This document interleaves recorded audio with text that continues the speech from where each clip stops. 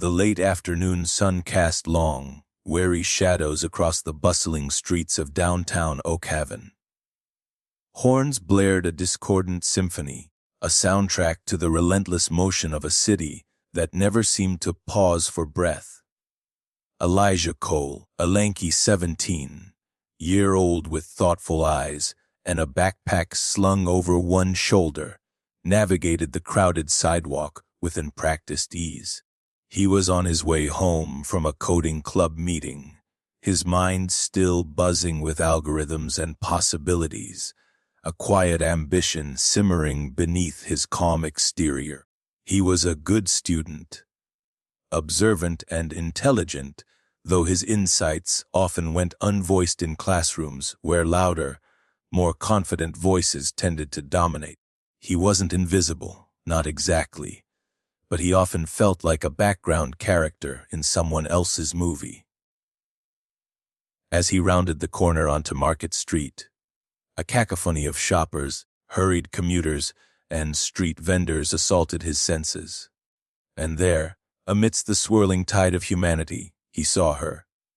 She was a small, elderly woman, her frame looking fragile beneath a neatly buttoned, but slightly worn cardigan.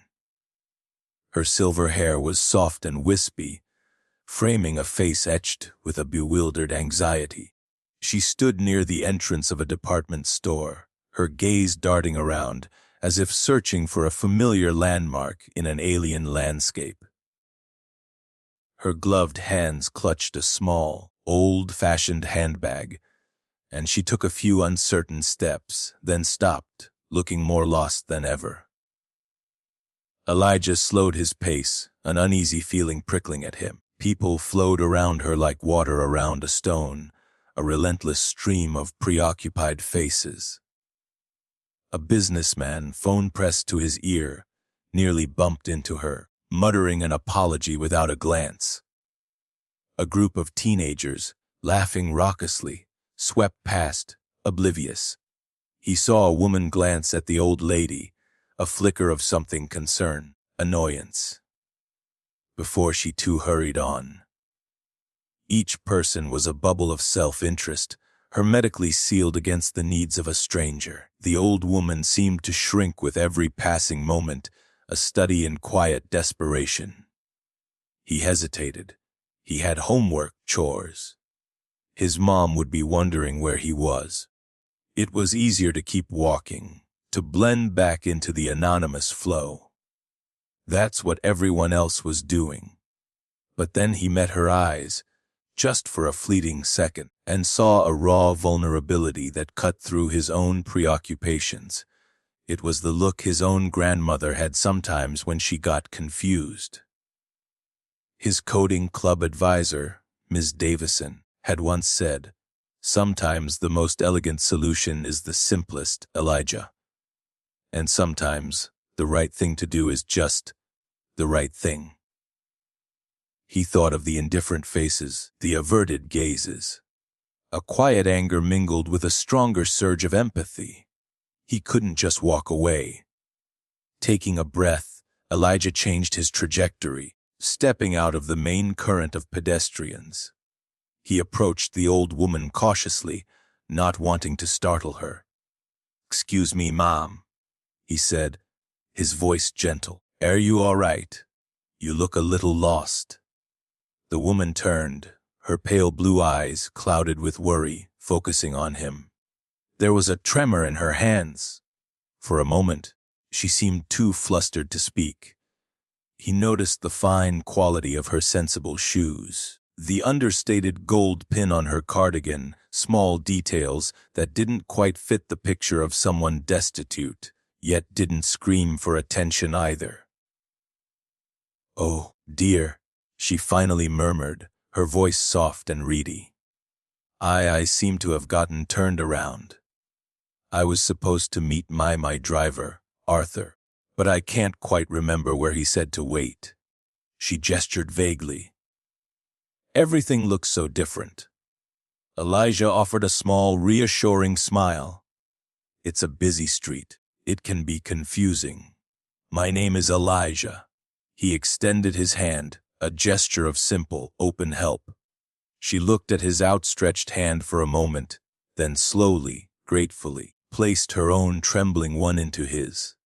Her grip was surprisingly firm. "Agnes," she said, a faint smile touching her lips. "Thank you, dear boy. Thank you for stopping." In that moment, as their hands clasped, neither of them could have predicted the profound turn their lives were about to take. For Elijah, it was a simple act of kindness. For Agnes, it was a beacon in a moment of disconcerting fog, offered by a young man who saw her when the rest of the world had looked right through. "Let's find a place to sit for a moment, Agnes," Elijah suggested, his voice calm and steady, a counterpoint to the surrounding urban clamor. "We can figure things out from there. Do you have a phone, perhaps, to call Arthur?" Agnes patted her handbag. "Oh yes, I believe so. But my fingers get so clumsy with these newfangled things. And Arthur, bless him, sometimes he doesn't hear it right away." She looked a little flustered again. Elijah guided her towards a stone bench set back slightly from the main thoroughfare, offering a small oasis of relative quiet. He sat beside her, giving her space but also a reassuring presence. He didn't press her for details, sensing her mild confusion and not wanting to exacerbate it. Instead, he asked, "Do you remember what Arthur looks like, or the car?" "He's a tall man, very distinguished, and the car, it's a dark color. Black, I think, or perhaps a very dark blue." She frowned, trying to recall. "He's usually so punctual. I must have wandered off."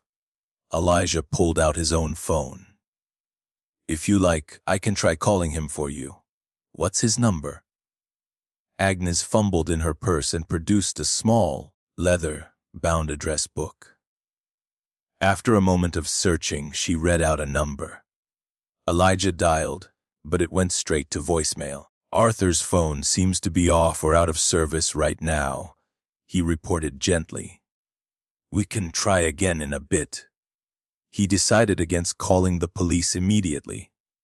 Agnes wasn't hurt, just disoriented, and he worried involving authorities too soon might distress her further. "How about we get you something warm to drink?" he offered. "There's a little cafe just around the corner. It might help you feel a bit better, and we can think more clearly." Agnes's expression brightened a little. "That would be lovely, Elijah. You're a very kind young man." At the small, cozy cafe, Elijah bought her a cup of tea and a pastry using the last of his weekly allowance. He got himself a water. As Agnes sipped her tea, some of the tension seemed to leave her. She began to talk, not about her immediate predicament, but about Oak Haven, how much it had changed since she was a girl. She spoke of horse, drawn carriages on these same streets, of grand old theaters that had long since been demolished. Her recollections were vivid, filled with a quiet wisdom and a touch of melancholy. Elijah listened patiently, asking occasional questions, genuinely interested. He learned she enjoyed gardening, classical music, and reading poetry. She didn't mention family, or where she lived, or anything that hinted at significant wealth. She just seemed like a sweet, slightly forgetful, elderly lady. What Elijah didn't fully register was the keen intelligence in Agnes's pale blue eyes as she watched him. She noted his respectful demeanor, his patient listening, the way he didn't interrupt or try to rush her. She saw the genuine concern in his expression, unmarred by any hint of impatience or ulterior motive. In her long life, Agnes Holloway had become an astute judge of character, a skill honed by necessity in a world where many were drawn to her fortune rather than her person. After about an hour, Elijah said, "Perhaps we should try Arthur again." This time Agnes reached into her handbag and, with surprising deftness for someone who claimed to be clumsy with phones, retrieved a sleek, modern smartphone. "Let me try, dear," she said. She tapped the screen a couple of times, held it to her ear, and after a moment her face relaxed. "Arthur, there you are," she said, her voice suddenly clearer, more authoritative. "Yes, I'm quite all right. No, just a slight detour. I'm on Market Street, at a little place called the Daily Grind, yes, with a very helpful young gentleman. All right, see you shortly." She ended the call and smiled at Elijah. He was apparently stuck in that dreadful traffic on the bridge. He's not far now. Within 10 minutes, a gleaming black sedan, so polished it seemed to absorb the fading daylight, pulled up smoothly to the curb. A tall, uniformed chauffeur, Arthur indeed, emerged, his expression a mixture of relief and professional concern. He opened the rear door with a practiced efficiency that spoke of years of service. "Madam Holloway, are you well?" Arthur asked, his gaze respectful as he helped Agnes to her feet. "Quite well, Arthur, thank you. Thanks to this remarkable young man, Elijah." Agnes turned to Elijah, her eyes warm. "I can't thank you enough, my dear. You were a true gentleman when I was feeling quite lost." She reached into her handbag again, and Elijah thought she might offer him money. He was already formulating a polite refusal. He hadn't helped her for a reward, but instead, she produced a simple, elegant calling card. "Please, Elijah," she said, pressing it into his hand. "Allow me to express my gratitude more formally. Would you call the number on this card tomorrow? My assistant will arrange something." Elijah looked at the card. It simply read Agnes H., with a phone number. No address, no company name. It was understated, almost mysterious. "There's no need, Mrs. Holloway. I was glad I could help." "Nonsense, dear boy," she insisted gently but firmly. "Whom an old woman, call." With a final, grateful smile, she allowed Arthur to help her into the luxurious car. As it pulled away silently, disappearing into the city's flow, Elijah stood on the sidewalk, the crisp card in his hand. He watched it go, a strange feeling settling over him. He had a distinct sense that his afternoon had been anything but ordinary. What he didn't realize, not even close, was just who he had helped, or how that simple act of taking a lost old woman's hand was about to change the entire trajectory of his young life. The next day, after school, Elijah stared at the elegant cream-colored card in his hand. Agnes H. The simplicity of it was intriguing. A part of him felt it was unnecessary to call. He'd done what anyone should have done. But Mrs. Holloway had been insistent, and there was a quiet authority in her request that made him feel compelled to follow through. With a sigh, he dialed the number. A crisp, professional voice answered on the second ring. "Good afternoon, Miss Carmichael speaking. How may I help you?"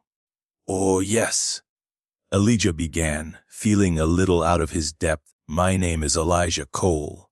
I was asked to call this number by a Mrs. Agnes H. I met her yesterday." There was a brief, almost imperceptible pause. "Ah, Mr. Cole.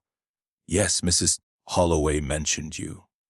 She was very keen to speak with you again. Would you be available to meet with her this afternoon, say around 4 o'clock? This afternoon? Yes, I think so. Excellent. A car will be sent to your school to collect you. If you could please wait by the main entrance. It will be a black sedan."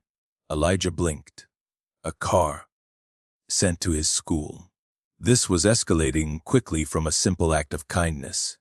"Okay," he managed, a sense of unreality creeping in. He gave Ms. Carmichael the name of his school and hung up, his mind racing. At precisely 3:55 p.m., as Elijah stood by the front gates of Oakhaven High, the same gleaming black sedan he'd seen the previous day pulled up to the curb. Arthur, the chauffeur, stepped out, his demeanor impeccably formal. "Mr. Cole, Mrs. Holloway is expecting you." The ride was a blur of quiet luxury. The leather seats were impossibly soft, the engine a distant hum. They drove away from his familiar neighborhood, heading towards an older, more opulent part of the city, one characterized by sprawling estates hidden behind high stone walls and wrought iron gates. Finally, they turned into a long, tree-lined driveway, culminating in front of a magnificent stone mansion that looked like something out of a historical drama. Manicured gardens stretched out on either side, vibrant with late season blooms. Elijah, dressed in his school clothes and feeling decidedly underdressed, followed Arthur through massive oak doors into a grand foyer. Marble floors gleamed and priceless-looking artwork adorned the walls. He was led into a sun-filled library, lined floor to ceiling with books, where Mrs. Agnes Holloway sat in a comfortable armchair by a crackling fireplace, a delicate teacup in her hand. She looked different here, in her element, still kindly, but with an undeniable aura of wealth and authority. "Elijah, my dear boy, please come in," she said, her smile genuine and warm. "Thank you for coming." "Mrs. Holloway," he said, feeling a little awestruck. "This is quite a place." She chuckled, a light, pleasant sound. "It's home. Please sit." She indicated an armchair opposite hers. "Ms. Carmichael will bring us some refreshments." As if on cue, the efficient Ms. Carmichael entered with a tray laden with tea, scones, and small cakes. Once they were served and Ms. Carmichael had discreetly withdrawn, Mrs. Holloway looked at Elijah, her blue eyes perceptive. "Elijah," she began, "I wanted to thank you properly. Yesterday, I was not quite myself. Your kindness, your patience, it meant more to me than I can say. In a city full of people, you were the only one who saw an old woman in need and offered help without a second thought." "Anyone would have done it, ma'am," Elijah said, though he knew, deep down, that wasn't entirely true. "Perhaps," she conceded, "but they didn't. You did, and you did so with a grace and integrity that are, sadly, all too rare." She paused, then continued, "What you may not know, Elijah, is that I am in a position to recognize such qualities. I am Agnes Holloway, founder of the Holloway Group and the Holloway Charitable Foundation." Elijah's eyes widened. The Holloway Group was a massive conglomerate with interests in technology, real estate, and sustainable energy. The Holloway Charitable Foundation was one of the largest philanthropic organizations in the country. This kind, slightly forgetful old woman he'd helped was a billionaire, a titan of industry and philanthropy. He was speechless. Mrs. Holloway smiled at his surprise. "I can see this is a bit of a shock. But your actions, Elijah, when you had no idea who I was, spoke volumes. I believe young people with your character and innate intelligence are exactly what the world needs more of. Which is why I have a proposition for you." She explained her idea, a special paid internship at the Holloway Charitable Foundation.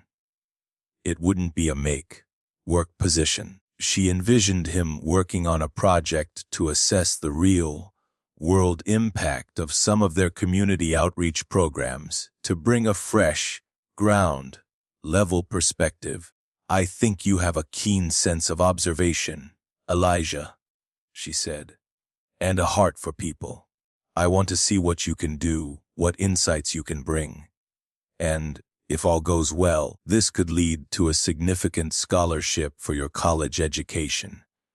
Elijah was overwhelmed. An internship at the Holloway Foundation. A scholarship. It was beyond anything he could have imagined. Mrs. Holloway, I don't know what to say. That's an incredible offer. Think about it, my dear, she said. There's no pressure. Just then, the library door opened, and a man in a sharply tailored suit entered. He was perhaps in his late 40s, with slicked back hair and an air of impatient importance. His eyes, cool and appraising, landed on Elijah. "I, Victor," Mrs. Holloway said. "Come in. This is Elijah Cole, the young man I was telling you about. Elijah, this is my nephew, Victor Sterling. He's an executive director at the foundation." Victor Sterling offered Elijah a curt nod, his smile not quite reaching his eyes. "A pleasure," he said, though his tone suggested otherwise. "Aunt Agnes has been rather effusive in her praise. So, you're the one who found her yesterday?" There was a subtle condescension in his voice, as if Elijah were some sort of curious specimen. "I just helped her find her way, sir," Elijah replied politely. "Yes, well, the foundation is a complex organization, Mr. Cole." Victor continued, directing his words more to his aunt. "Or projects require a certain level of experience, a nuanced understanding of philanthropic strategy. While your good deed is commendable, Aunt Agnes, perhaps a more traditional intern pool would be appropriate." Mrs. Holloway's gaze sharpened slightly. "Elijah has a unique perspective, Victor, something I believe we could benefit from. He will be undertaking a specific project I have in mind for him. I trust you will afford him all necessary assistance." Victor's jaw tightened almost imperceptibly. "Of course, Aunt Agnes. Whatever you wish." He gave Elijah another fleeting, dismissive glance. "We'll find something for him to do." The undercurrent of tension was palpable. Elijah sensed that Victor Sterling was not pleased by his presence. But Mrs. Holloway's belief in him was a powerful counterweight. She saw something in him, something he was only just beginning to see in himself. "I'd be honored to accept your offer, Mrs. Holloway," Elijah said, meeting her gaze directly. A genuine smile spread across her face. "Excellent, Elijah. I'm so glad." Victor Sterling watched them both, his expression carefully neutral, but Elijah couldn't shake the feeling that he had just made an enemy.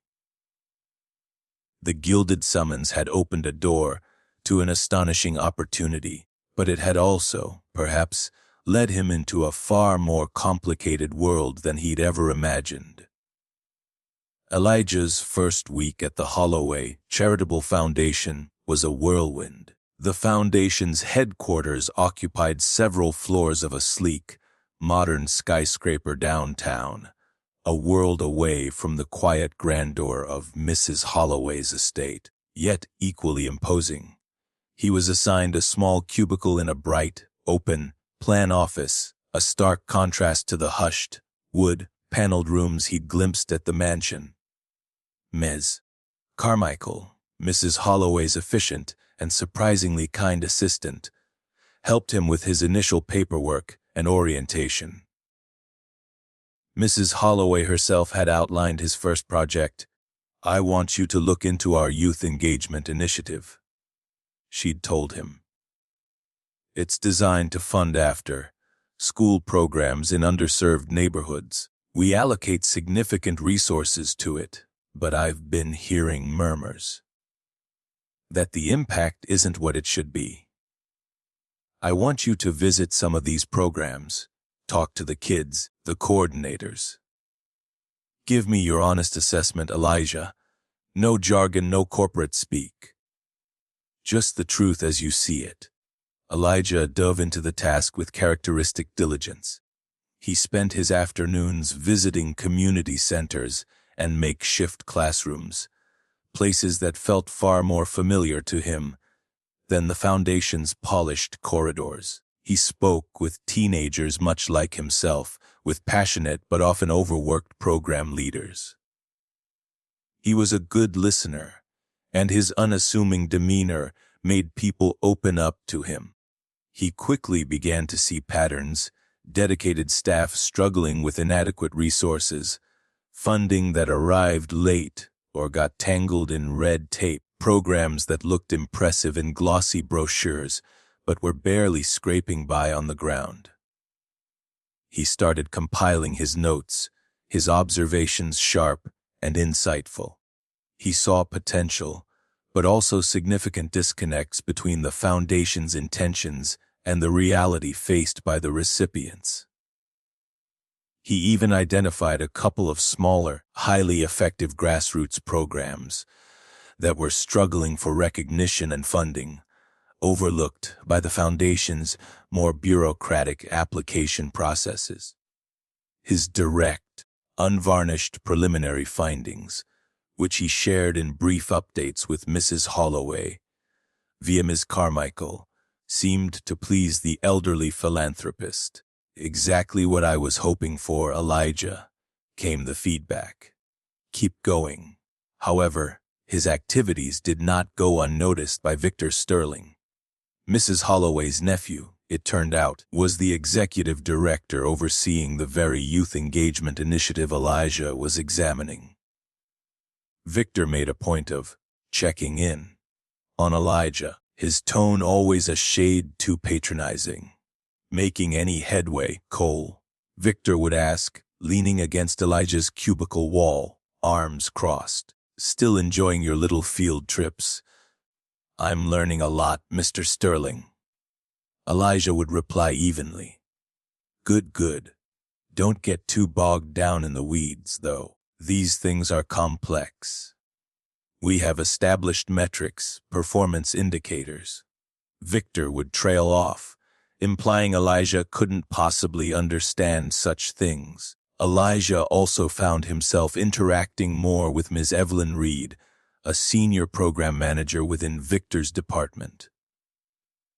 Ms. Reed was a woman who radiated an air of brisk, no-nonsense efficiency, but her smile never quite seemed genuine. She was initially assigned to facilitate Elijah's access to files and contacts. "All the program reports are digitized, of course," she told him, gesturing vaguely towards a shared drive he was given access to. "Everything you need should be in there."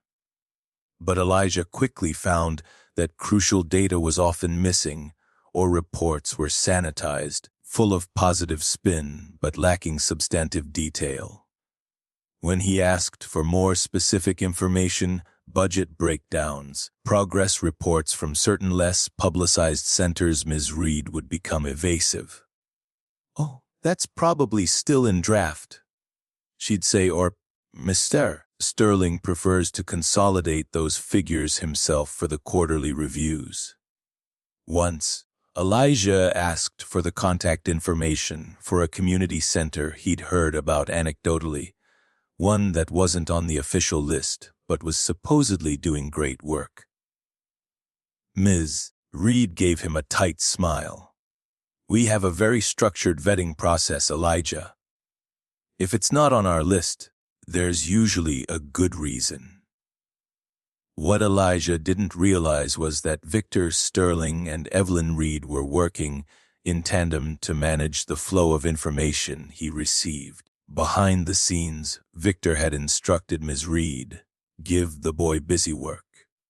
Let him see the approved narratives. We don't need him stirring up trouble or asking uncomfortable questions in the wrong places. He's a temporary curiosity of my aunt's. He'll be gone soon enough." Ms. Reed, whose own department benefited from the current opaque funding allocations and lack of rigorous oversight, was more than happy to comply. She saw Elijah as an unqualified interloper, a potential threat to her carefully constructed domain. They subtly tried to steer him towards showcase projects that were well funded and well photographed, while downplaying or obscuring the struggles of others. Elijah was once given a stack of urgent, but ultimately trivial data entry tasks by Ms. Reed, pulling him away from his field visits for 2 full days. "Just helping us catch up on a backlog, Elijah," she'd said with false sweetness. "Part of the intern experience, you know." Elijah wasn't naive. He sensed the undercurrents, the polite but firm deflections. He understood that his presence was an anomaly, and that not everyone at the foundation shared Mrs. Holloway's enthusiasm for his fresh perspective. The glossy reports he was given often contradicted the realities he was witnessing firsthand. The shadows in the foundation were beginning to take shape, and he felt a growing unease that the problems might be deeper and more deliberately obscured than simple inefficiency. He knew his task was becoming more than just an assessment. It was turning into a quiet search for a truth that some people clearly didn't want him to find. Despite the subtle roadblocks erected by Victor Sterling and Ms. Reed, Elijah pressed on with his investigation into the Youth Engagement Initiative. Mrs. Holloway had unofficially dubbed his project the Kinness Audit, a term that resonated with Elijah. He wasn't just auditing finances or metrics. He was trying to gauge the actual human impact, the kindness that was either reaching its destination or getting lost along the way. His field visits became his most valuable source of information. He started spending more time at the less publicized community centers, the ones Ms. Reed had been vague about. He'd arrive unannounced, often taking public transport, observing the day-to-day realities. He saw dedicated mentors using their own money for supplies, kids sharing outdated computers, and buildings in dire need of repair, all while the official foundation reports for these areas painted a far rosier picture. One afternoon, at a small youth center in the struggling Willow Creek neighborhood, he met Maria Sanchez, the center's director. She was a fiery, passionate woman who had been running the center on a shoestring budget for years. "The Holloway Foundation," Maria said with a tired sigh when Elijah introduced himself. "We apply every year. We tick all their boxes. We get a trickle, just enough to make us think they care, but never enough to truly make a difference. Then I see reports about their galas, the millions spent on awareness campaigns, and I wonder where the priorities are." Elijah listened intently. "What if," he asked cautiously, "someone at the foundation genuinely wanted to know what's really happening? What would you tell them?" Maria looked at him, a flicker of hope warring with deep-seated cynicism in her eyes. "I'd tell them to look at the proposals we submit, and then look at what actually gets approved, and by whom. I'd tell them to ask why certain newer, flashier programs with less proven track records get massive grants, while established centers like ours are starved." Her words struck a chord. Elijah remembered Ms. Reed's dismissive tone when he'd asked about centers not on the preferred list. He started to dig deeper into the foundation's internal grant approval processes, cross-referencing the official reports with the anecdotal evidence he was gathering.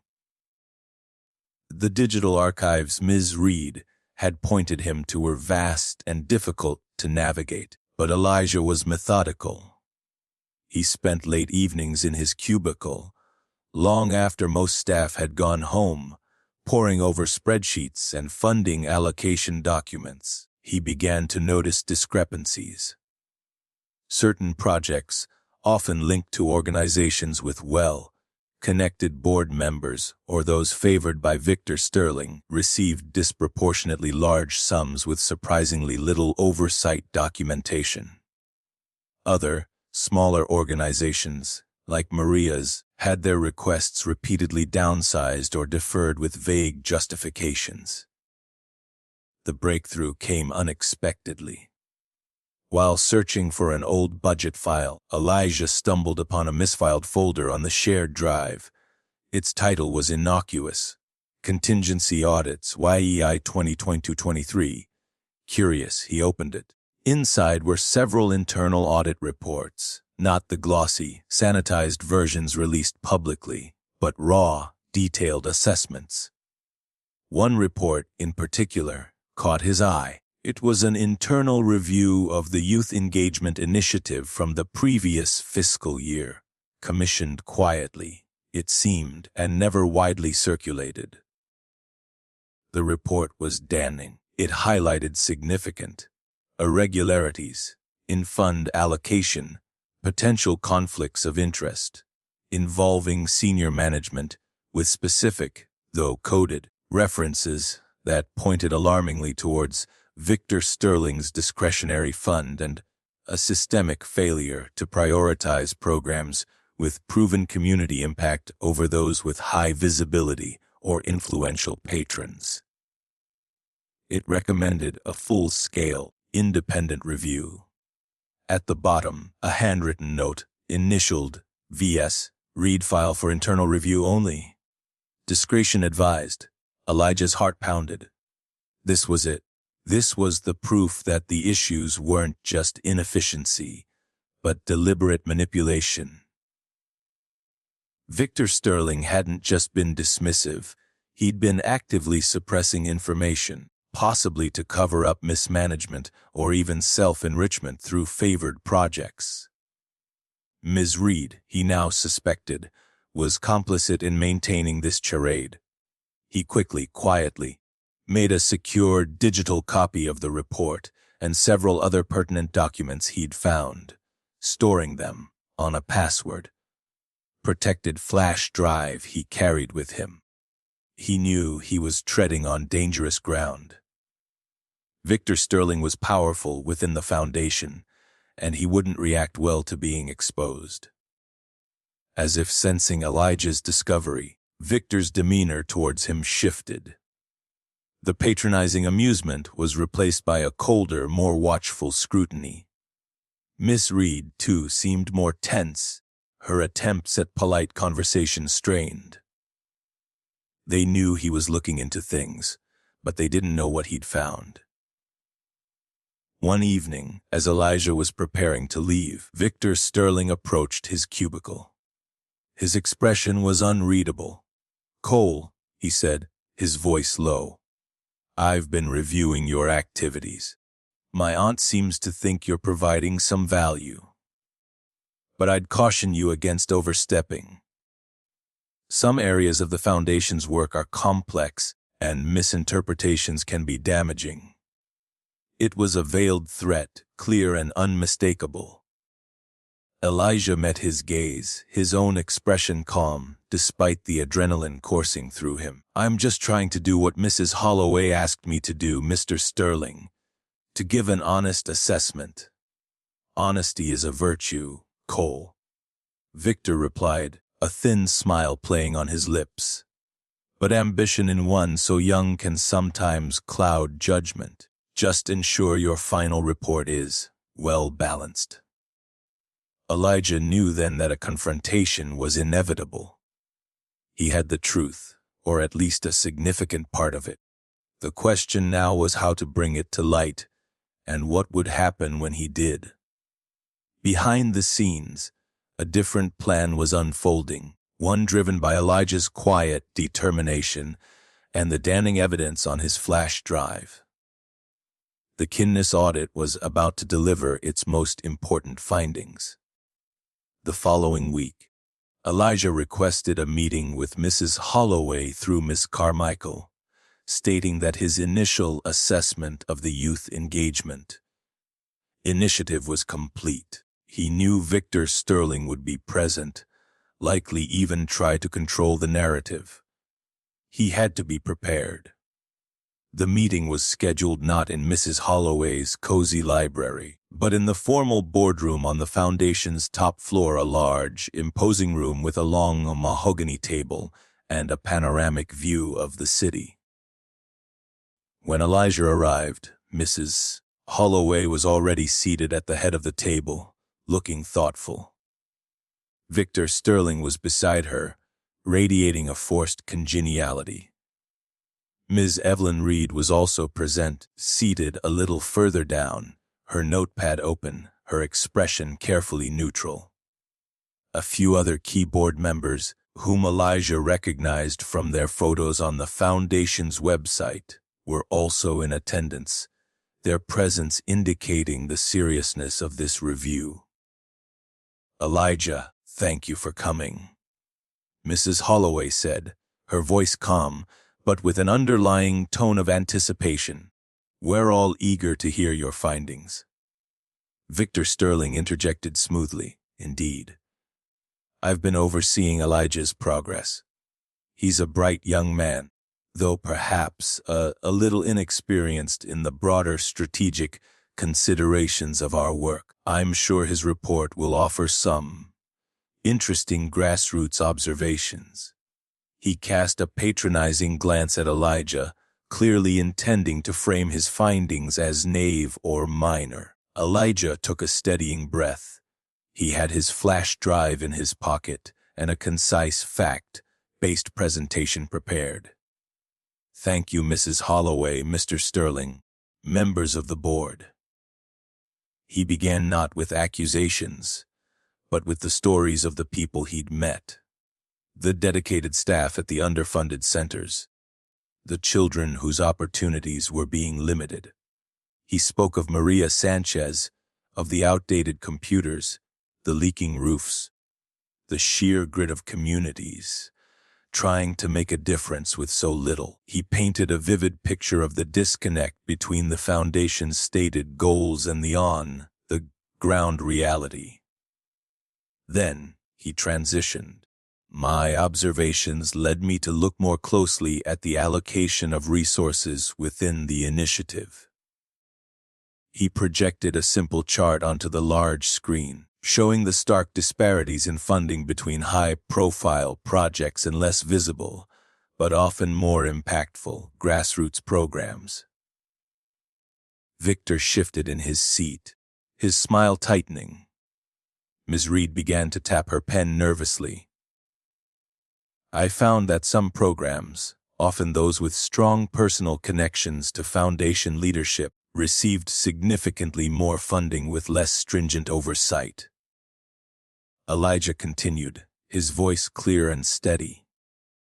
"While others, with proven track records of community engagement, were consistently under-resourced or had their funding requests inexplicably delayed or denied."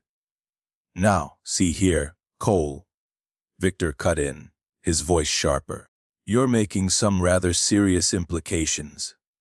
These are complex decisions. We have a rigorous vetting process. A process that seems to have been bypassed or manipulated in certain instances, Mr. Sterling," Elijah stated calmly. He then addressed Mrs. Holloway directly. "Mom, during my research, I came across an internal audit report from last year, one that was apparently not widely circulated." At the mention of the audit, Victor Sterling went pale. Ms. Reed visibly flinched. "This report," Elijah continued, projecting a summary of its key findings onto the screen, "highlighted significant irregularities, potential conflicts of interest directly linked to discretionary spending, and recommended a full independent review. It seems these recommendations were not acted upon." He paused, then added, "I have a copy of the full report, along with supporting documentation showing specific examples of misallocated funds and suppressed negative evaluations for favored projects." The boardroom was silent for a beat, the air thick with tension. The other board members looked from the screen to Victor, then to Mrs. Holloway, their expressions ranging from shock to dawning anger. "This is an outrage!" Victor finally exploded, standing up. "This boy has clearly misinterpreted confidential data. He has no authority, no understanding. He's probably being manipulated by disgruntled elements." He glared at Elijah. "You were brought in to offer a fresh perspective, not to sling mud and baseless accusations." Mrs. Holloway raised a hand, and Victor, despite his bluster, fell silent, though his face was flushed with fury. Her gaze, which had been fixed on Elijah's presentation, now turned to her nephew. It was not the gaze of a frail, easily missiled old woman. It was sharp, discerning, and deeply disappointed. "Victor," she said, her voice quiet but carrying immense weight, "are you saying this internal audit report is a fabrication?" It's taken out of context." It was a preliminary draft, full of unverified claims. Victor stammered, his confidence rapidly crumbling. "Ms. Reed," Mrs. Holloway said, turning to the program manager, "were you aware of this report and its findings?" Ms. Reed looked down at her notepad, her composure shattering. Mr. Sterling handled those confidential audits. I wasn't privy to all the details," she mumbled, avoiding eye contact. Elijah remained standing quietly, holding his ground. He had presented the facts. Now it was up to them. Mrs. Holloway looked back at Elijah, a flicker of something pride, sadness, in her eyes. Then she addressed the board. "It seems Elijah's kindness audit has uncovered more than just programmatic inefficiencies. It appears we have a serious breach of trust and responsibility within our own foundation." Her voice, though soft, was steel. "This board will commission an immediate, fully independent forensic audit of the Youth Engagement Initiative and related discretionary funds. Victor, Miss Reed, you will both be placed on administrative leave, effective immediately, pending the results of this investigation. You will cooperate fully." Victor Sterling looked as though he'd been struck. "Aunt Agnes, you can't be serious!" "This is based on the wild accusations of a child, Elijah Cole," Mrs. Holloway stated, her voice cutting through Victor's protests. "Has shown more integrity and courage than some individuals who have been with this foundation for years." He brought forth evidence, Victor. Not wild accusations, evidence that you, it seems, went to great lengths to conceal. The reckoning had arrived. In the sterile, high-stakes environment of the boardroom, Elijah's quiet determination and the undeniable truth he had uncovered had brought down a facade of corruption. The lost old woman he had helped had given him an opportunity, and he, in turn, had given her something invaluable, the unvarnished truth, paving the way for genuine change. The aftermath of the boardroom confrontation was swift and decisive. The independent forensic audit, launched immediately at Mrs. Holloway's insistence, confirmed every point Elijah had raised and uncovered even more extensive misconduct by Victor Sterling and Ms. Evelyn Reed. The audit revealed a pattern of cronyism, misdirection of funds to showcase projects with little real impact, and a deliberate suppression of internal reports that flagged these issues. Victor had been enriching himself and his associates, all under the guise of philanthropy. Within weeks, Victor Sterling and Evelyn Reed were permanently dismissed from the Holloway Charitable Foundation. Legal proceedings were initiated against them to recover misappropriated funds, and their fall from grace was a quiet but significant scandal in philanthropic circles. The other board members, shaken by the revelations, rallied around Mrs. Holloway, committed to a complete overhaul of the foundation's governance and oversight. Elijah Cole was, of course, vindicated. Mrs. Holloway publicly commended his courage, his sharp intellect, and his unwavering moral compass. The story of the unassuming intern, who had exposed high-level corruption, became an internal legend at the foundation, a testament to the power of integrity. But for Elijah, the true reward wasn't just the vindication. Mrs. Holloway, deeply impressed and genuinely grateful, made him an extraordinary offer. "Elijah," she said to him one afternoon, back in the quiet comfort of her library, "you have shown me that true vision often comes from unexpected places. I want you to continue to be a voice of clarity and conscience for us." She offered him not just the originally promised full scholarship to any university of his choice, but also a unique, ongoing role, a permanent position on a newly formed youth advisory council to the foundation, a body that would have real input into funding decisions and program design. Furthermore, she set up a mentorship program for him, connecting him with respected leaders in fields he was interested in. Elijah, with humility and gratitude, accepted. He knew his life had been irrevocably changed by that single afternoon when he'd stopped to help a lost old woman. Under Mrs. Holloway's renewed leadership, and with input from Elijah and the new advisory council, the Holloway Charitable Foundation underwent a profound transformation. Bureaucracy was streamlined, transparency became paramount, and the focus shifted decisively towards programs with demonstrable, grassroots impact. Community leaders like Maria Sanchez, previously marginalized, were now invited to the table, their voices heard and respected. Kindness audit became an ongoing principle, not just a one-time project. Funding began to flow to where it was truly needed, revitalizing communities and creating real opportunities. Elijah Cole went on to excel in his studies, his path illuminated by the extraordinary circumstances of his late teens. He never lost his quiet humility or his keen sense of justice.